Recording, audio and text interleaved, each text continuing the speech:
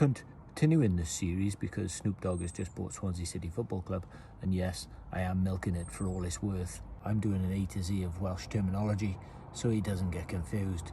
D is for don't. In Swansea, Snoop, they don't say don't, as in do not. They say don't. Oh, don't, Snoop, you're doing my bonsen.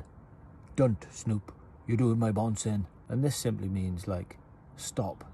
You're doing my head in, Snoop. In other words, you might be getting on somebody's nerves. So they say, don't, oh, don't, Snoop, you're doing my bonsen. Bonce as in head. They also won't say won't. They say won't. For example, oh, I promise I won't miss another shot, Snoop. I promise I won't miss another goal. Oh, I promise I won't nick your car again, Snoop. So just to summarise, Snoop, they don't say don't, they say don't. They won't say won't, they say won't.